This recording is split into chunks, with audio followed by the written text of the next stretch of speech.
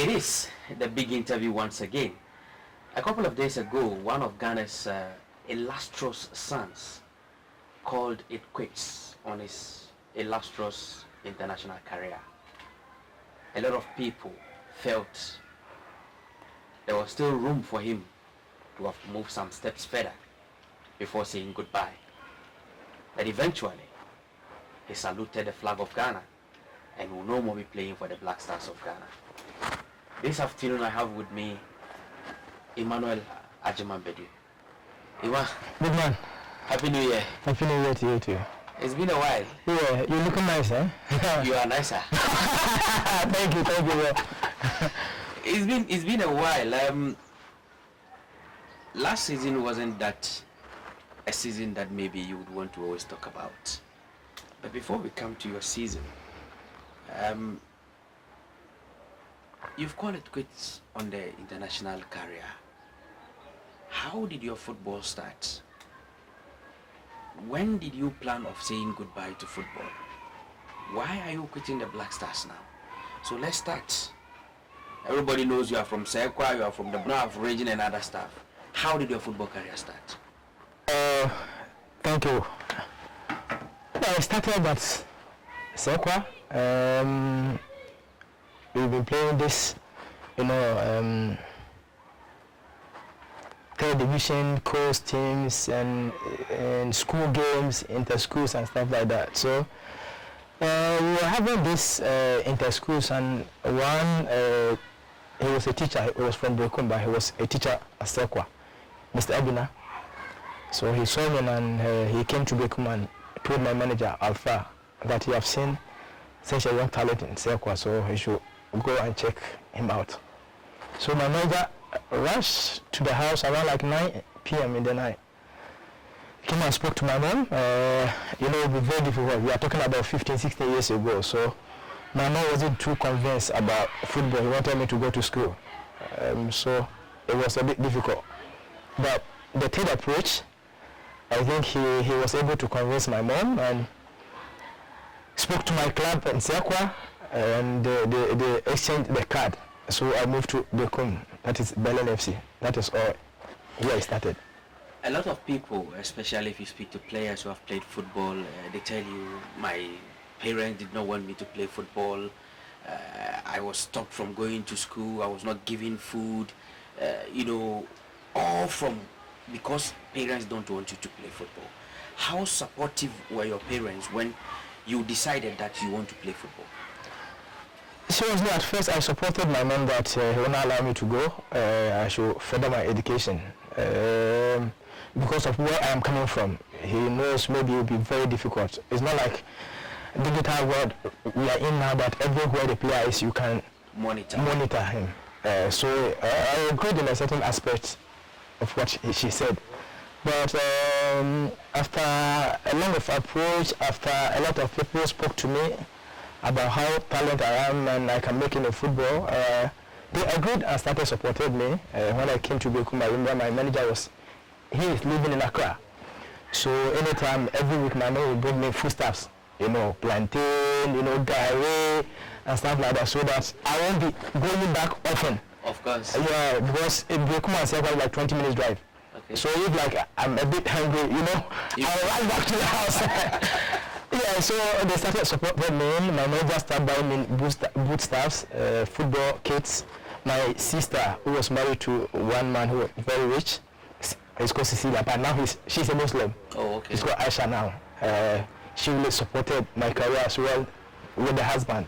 So things getting better, and plus I met this my manager is a Muslim, a lawyer man who really improved a lot of things in my career. So after a lot of consultations and they know at that particular moment I was eager to play, they started supporting. Now let's look at the connection here. From Berlin FC, when you moved from Sekwa to Brekum to play for Berlin FC, yeah. Personally, what was the target for you at that time? Because obviously, if every player is starting to play football, they have dreams. I want to be like this. I want to get up there. But what was your personal target whilst you were playing? Or you just felt, okay, they want me to play football. I know how to play. Let me play. Whatever comes. So what happened was, the team I was playing for in Sekwa was a third division. No, was a second division. And Berlin FC was a third division team. So people... So you were coming a step down? Precisely. People criticize me every day. Why are you lowering what you have already achieved? Because I was in second division. I said, no, it's not the club I was going to play for, but the person who was going to manage me. Because my manager was managing John Pencil, one Samuel Che, if you could refer yourself, he plays in Egypt, and a lot of like the Brokumasna players. So I look at that picture, not the club I was going to play for. Okay. So fortunately for us, when we moved, the first year I qualified the team to second division. So things started getting better. The following year, I scored a lot of goals, and I had a call from Mr. Yakubu Moro, where he saw us in perfect peace. And one of my best coaches, Pakwasi Fabian, who introduced me to become Arsenal. So that is how it started. You know, it was from second division, third division, but I look at the picture that the man can help me because of the players he has already. Okay, so your first Premier League or your first Premier League coach was Pakwasi Fabian, yes. Okay, tell me a little about him, your relationship with him. So he's a man who knows how to work with young chaps, very, very intelligent. One day I was at home, then a certain man called me that Pakwasi Fabian said he needs you at Brekum Arsenal. But it generated a lot of controversy within the management, because from second division I was not well experienced, and I hadn't played first division. And he said, no, I want this guy. So he pressurized Yakubu Moro, and he said, okay, it's your choice. You say you want him, so you are going for him. I think my second game was against Kotoko. And in the morning he said, no, this guy is starting the game. Wow. Yeah. Yes, one against Kotoko? Yes. At that time, Balak, he played for under 17 the World Cup, and he was there. Osenko Fichiga, and Mbete, they were having a very great team. James Badu KB. Then I started the game and I scored. So from there, I started getting the confidence, attention started coming on me, and we qualified the team for the top four. And I scored against House of Folk, House Gold, Heart of Lions, everyone. That is where the career started. Ooh, so was it the point that Asante Kotoko saw you and they also said that, look, we are going in for this guy, we want him? Well, it was after the top four Shinyani, where they called Mr. Yakubu Moro that they needed me at that time. And he said he's not going to sell.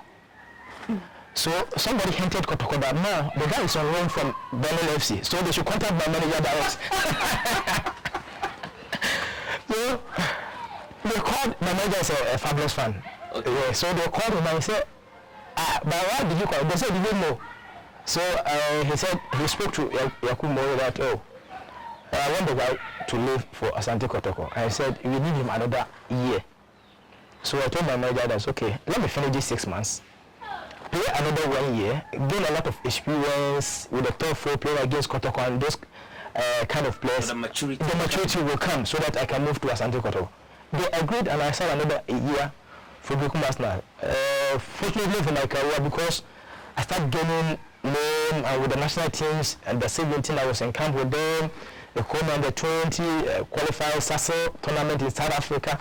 I came back and I couldn't play most of the games for Brekum Arsenal. So after the league I said no, it's time for me to leave and have a better CV for myself.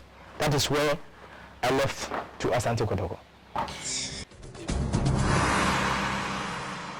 If you are just connecting, this is the big interview on Football Made in Ghana, FMIG TV. We are speaking to former Black Stars midfielder and Under-20 World Cup winner, Emmanuel Agyemang, who played for Udine in Italy. And he's telling us a lot about his career. We are looking at where he started, how he started. We come to his national team appearance and the Black Stars proper. Now, along the line, whilst you joined Asante Kotoko, you did not play much matches, but you moved to the Under-20, went to the World Cup, and after the World Cup, what happened? So I moved to Asante Kotoko and after signing the contract, we went to the under 20 AFCON in Rwanda. In Rwanda, yeah. Yeah. So you know, when you be in national team, you go to camp. You were in camp for like a month before moving to Rwanda for the tournament for like 3 weeks. So when we came back, 2 days I was in camp. No, we were at the hotel at M Plaza. Then Opoku Afriye, may he so rest in peace as well. He came and said, Sunday we have a game against Hasselhoff. So they say you and Inkum should come. I said, yeah, we are tired. We just came back from tournament, like 2 days to a game like Hasselhoff. I said, yeah, but I think the team needs you. At that time, Herbert Ado was the coach and Coach Opele was the assistant. So, this is my job. We don't have any option. Pick our bags and return to Kumasi. It was a massive celebration for me. I remember the first day when I was going to training, every filling station I stopped to buy maybe fuel, they just said, no, just go. You know how fabulous our fans they are. Yeah. So, unfortunately, we lost the game 2-1. I played 80 minutes. It wasn't my best of the games. I was a bit tired. So the following Wednesday, we had a game against Timbayut at the Accra Sports Stadium. That is where I showed a lot of quality in that game, and we won 2-0. And from there, we started the preparation, I think, for the World Cup. We started the campaign with the CHAN. You know, it was mixed with the first edition of the CHAN 2009. Yeah. And I couldn't go back to Kotoko. So you signed for Kotoko? It was a loan there. Okay, you went to Kotoko, but you couldn't play so many matches. That is why always I say I have unfinished business with them. So you'll be coming back to Kotoko? Yeah, but not like a footballer, but to work with them. Oh, okay. Is it not going to be like there's a modern instance when Jan had said several times that he would end his career with Ashanti Kotoko? Everybody knew that coming back to Ghana he would be playing for Kotoko. Eventually he ended up Lagos Cities. Are you not going to do something like that? No, he said he will play. I said I will work. If I stop playing football today, I don't think I will come back to Ghana to play. If I stop, I stop. But there's a lot of work in the club which I can work for. Scouting of players, you know, a lot of stuff. So, but after stopping playing, I will not come back home and continue. Now, before we draw the curtain on how your career began at home and then your home football, Brekum Arsenal, Berlin FC, Asante Kotoko, which club did you play against within the local scenes that you said this was a tough game that Agyemang played? I think the game against Kotoko, Arsenal against Kotoko. Your first game? My first game. You were talking about defenders like Isaac Vosa, who was like 1.9, and I was like very short. I had a tough time with him, and they were having some dynamic midfielders, Jordan Opoku, Francis Akwafo. You know, they were having a great team. From there, I think when we play against Hasselhoff, that is the day I saw Kofi Abanga is typical, like, proper midfielder. You know, he will not allow you to play, and when you get the ball, it will be difficult for you to get the ball from him. And such midfielders, it's always difficult to play against them. So, the Kotoko game at home with Brekum Arsenal and our game against Hasselhoff at Kumasi Sports Stadium. You had the opportunity of watching players like Bernard Dombote. Yeah. You watched Chastela. Yeah, I played with Chastela in the CHAN. Okay. Yeah. 2009. Yes. And then you had the opportunity of watching other players, Michael Osel, Emba, Yeah. Emmanuel Osel. Yes. There's been this debate, maybe you can settle it. Chastela and then Dombote. Which of these two is the best? You see, it's like comparing Lionel Messi and Ronaldo. They have different qualities. Chastela, skillfully, like I think he's a bit ahead of Dombote. Is very good when he has the ball. Dombote have a bit of eye in goals. He knows how to direct player, very fast, more than Chancellor as well. But when Chancellor had the ball on the field, it looked so nice to watch. Yeah, but this guy is very hungry for goals. He wants to be always in the box, score goals very fast, 1 against 1. So comparing this kind of players is always difficult. Everybody has his style of play. Apart from Pakochi Fabian, who introduced you to Brekum Arsenal, and has been a coach that you've loved so much, which other coach on the local scene that do you think you work with this coach and he's one of the best? From there, I moved to Kotoko, so I haven't met a lot of coaches in Ghana, but the 2 games and the 1 month I spent with Coach Opele, I think I really enjoyed his style, because after the Hasufo game, I think Herbert Ado was sacked, and he took care of the Temayud game. After the game, they called me and Ikum at home. We have a lunch, and he spoke to us very well. Football is not always about what will happen on the pitch, but outside the pitch, how the coach would like to manage the players, how to lure the players to work for him. I think I really enjoyed the 1 month I had with him as well. Although there are a lot of coaches, but I haven't worked with a lot of them. Maso Kondo, the national team, very fantastic. Yeah. But I don't want to talk about he's the superior coach of my career. Yeah. Mr. Kumpa is the superior of all my career. And I don't want to forget Mr. Jordan Alagla. He's a man who really carried me upon everything when he was the under 20 non-event chairman. Now, let's come strictly to your national team, appearances. You played for the under 20, you played under 17, moved to under 20, you won the AFCON, you moved to the World Cup. Of course, everybody knows the World Cup was a memorable time in your career. But as a player, sometimes what you see on the field of play, what you see in your career is not what we see from the outside. Which of these situations gives you the best of memories as a footballer? I would say it's a World Cup. Obviously, everybody will go for that one because that is where my career started back then. It's a tournament. I would say it's a bit of emotions. When I talk about it, where we coming from, how we were too committed, how the group was solid, how did they try to put things in order, how when we take decision, we go about it, how we respect organization, how we respect each other. I'm not optimistic if this kind of growth for this year you will get it in the junior national teams. I don't know, but maybe it will happen, but it will take a lot of time and a certain type of character you have in the national teams. So at times we may acquire, but these 2 minutes we are done, take our decision and move with it. Business. When I say 10 o'clock, everybody should rest a day before game. 10 o'clock we secure the place in the room.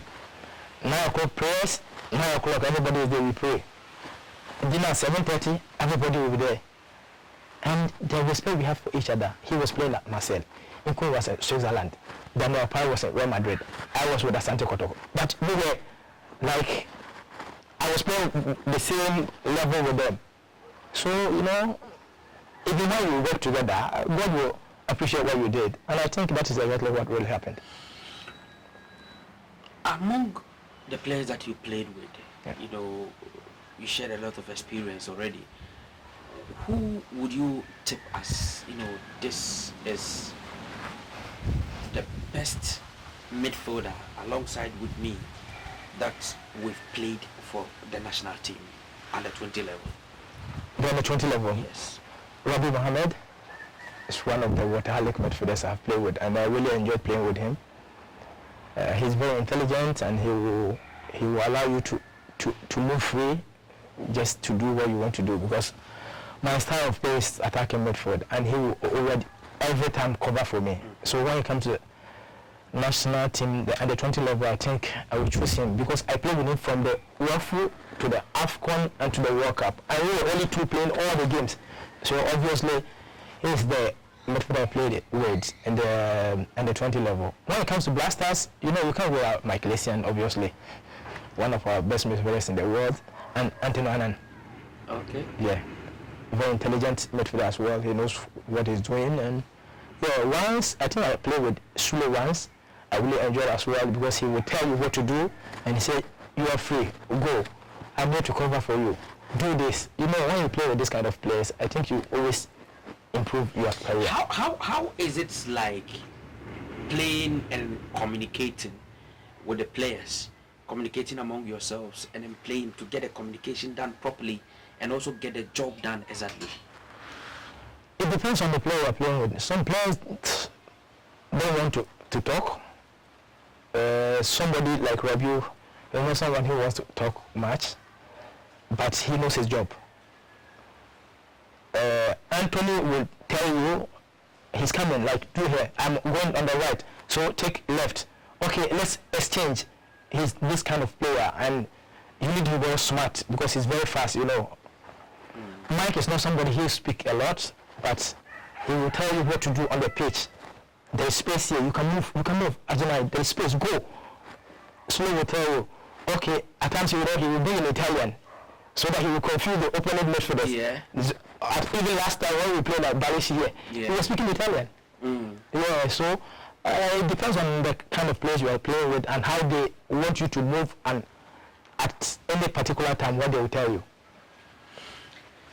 I had an interview with Lawrence Atizigi. Okay. He played with you, I think, before you left. Yeah. Yes. And I asked him about the character you are.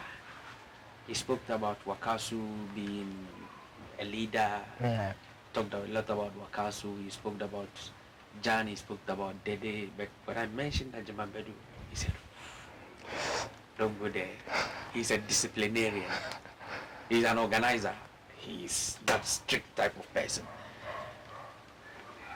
Why that character? Because we know that footballers, you create fun, you make a lot of fun, you enjoy yourselves and all those things. But they seem to know you with certain things. Badu Ba, you know, everybody must organize yourself well. I think I must say maybe it's a blessing. People really love me on that side of my character, and maybe living with my manager also have really helped me. I know Muslims how they are. If you are living with a Muslim and you need to be very loyal, very straight, take your work very seriously because of how he play at home, what I see. And there are a lot of things he does, and I've learned a lot from him. Living with him for like 17 years. I have never changed a manager. I live with him wherever I go. We do everything together. So I have learned a lot of how his character is, very calm, but when it comes to work, he don't joke with it. And it's a privilege to play for the nation. So just imagine 5 million players, you've been called for the 23, and you're in the first 11 of that 23. And out of 5 million players, just what do you have to do? You need to be very proud of yourself, come and do the job the nation asks you to do, and leave a legacy. And that is the most important thing. Is there a point in time in your career as a player for the Black Star that you feel like, I shouldn't have been here? You are comparing the players I play with. I've seen a lot of quality players 5 times better than me, but they have still not get the chance to play in the national team. So when I look at them and I look at myself, I always say thank you, Allah. Now, you have played for the national team. Has there ever been a time that you have regretted playing for the national team because of a treatment from either a coach or a management member or a colleague player or something? Never. Because from 2009 to 2017, I was an integral part of the team, consistent. I played all the qualifiers without an injury, all the World Cup qualifiers as well, all the AFCONs, 5 AFCONs. I had like 78 games, 11 goals. It's not that bad. So since I started joining the team, I never had any problems with anyone, management member, coaches, GFA presidents, ministers, my co-players. I never had any problem with anyone. And not even with me like the Vanderboy? No. What happened was, I think we had a meeting with him about a bonus. He spoke to us that I think it was left with one of our qualifiers, and that time we have already qualified. So against Rwanda? Against Rwanda. So they were in power at that time, NDC. You scored in that game? I scored, yeah. Yes, Atizigi mentioned that is the goal that he always remembers you with. Yeah. So it was like he said, okay, if you can do something about the bonus of that game, that particular game. So he said, looking at the players and how committed they are, although there's a lot of hullabaloo outside there, we are after money. Please, let's do something to just make the nation see that, like, we are not after money. We want to work very hard for the nation. I was there with Asamoah, not alone, and the day was out of the country. We spoke to him on phone, and we all agreed, and we went to the guys, and they agreed for that particular game, we have to do something for the nation. And even that game, most of the players, they bought their ticket to come and play the game. What was that thing that you decided to do for the nation, that you play without taking bonus? No, he said they are bringing the bonus down. They are slashing 50% from the bonus for that particular game. We went and spoke to the guys, and they agreed. So I never had any problem with anybody. And from there, from 2017, I left the team. I've been getting some petty injuries, and some I was very fit. I haven't got called up from what known best to the coaches, and I don't want to go there, and that is what happened.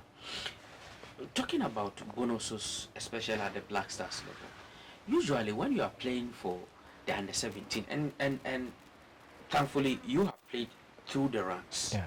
Under 17, under 20, did you play for the Black Meteors at a point? Black Meteors, it was one game they lost at home. We were in a away game, and they wanted me the day Nkum to come back and play the game at Accra Sports Stadium, and that time there was this fantastic friendly game against England, Wembley. When they were opening their stadium. Yeah. So the coach said no, he needed us in that game, and we couldn't come. So that was 1-1.